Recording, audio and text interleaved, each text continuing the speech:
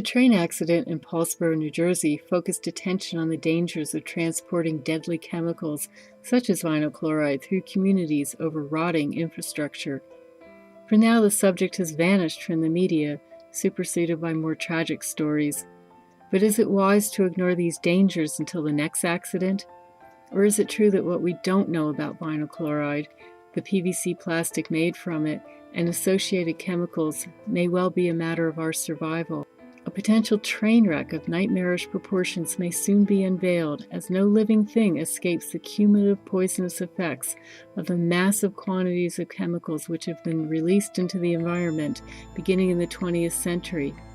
The concern about the burgeoning human population on Earth, said to have reached 7 billion in October of 2011, masterfully disguises an insidious biological time bomb already exploding, especially in the industrialized world, as newer chemical cocktails are presented under the guise of conveniences absolutely necessary to our lives.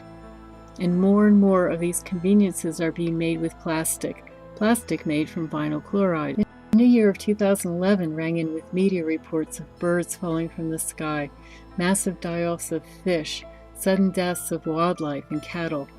Reports of these deaths have continued nearly every day for 2 years.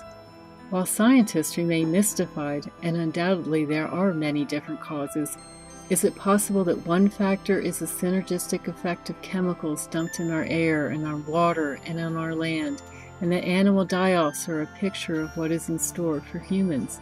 Growing evidence points to many of these chemicals as hormone disruptors, and one of the most prevalent in our lives are those products made from vinyl chloride. The story of vinyl chloride is the story of a poisonous, cancer-causing chemical being made into products that pose not only serious environmental and health threats, but also more and more research is suggesting that the future of life itself is being threatened. It is also a story of chemical industries proclaiming the safety of their products while simultaneously keeping the public in the dark about the true hazards. Most vinyl chloride is manufactured into polyvinyl chloride, or PVC. It is everywhere in our lives, but few others cause so much harm during its life cycle than PVC. Dioxins, one of the byproducts of PVC manufacture, are the most highly carcinogenic group of chemicals known to man, and can also cause severe reproductive and developmental harm. PVC appears mostly in construction materials, but the addition of softening agents, known as phthalates, allows PVC to be used in thousands of different products found in every household, school, and business in our industrialized societies. It is these endocrine-disrupting chemicals that are the most worrying factor. The industry maintains that PVC products make life safer and more comfortable in an affordable fashion.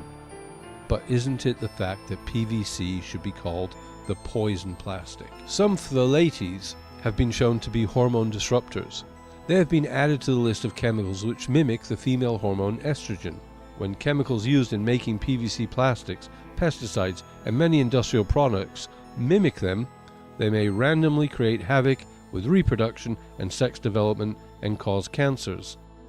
We have unwittingly entered the ultimate Faustian bargain, argues Dr. Devra Lee Davis, former Deputy Health Policy Advisor to the American government.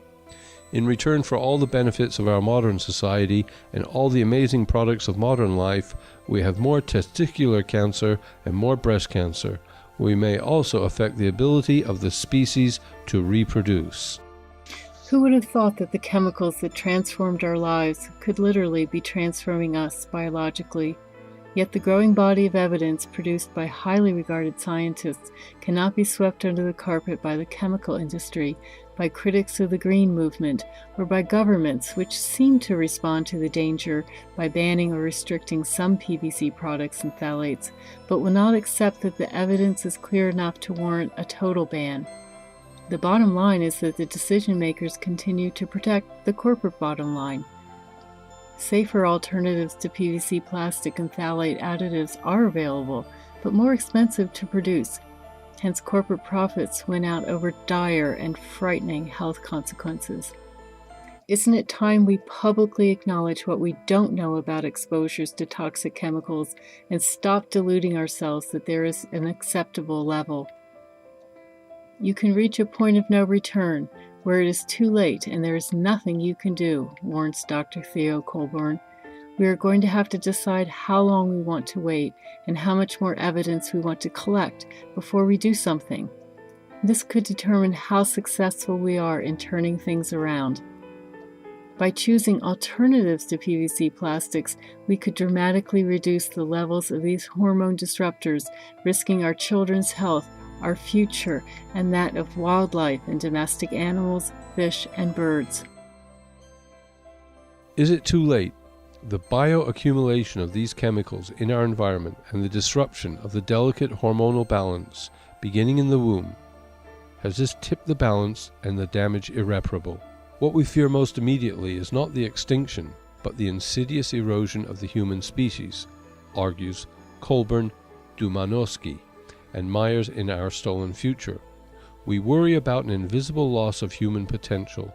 We worry about the power of hormone-disrupting chemicals to undermine and alter the characteristics that make us uniquely human, our behavior, intelligence, and capacity for social organization.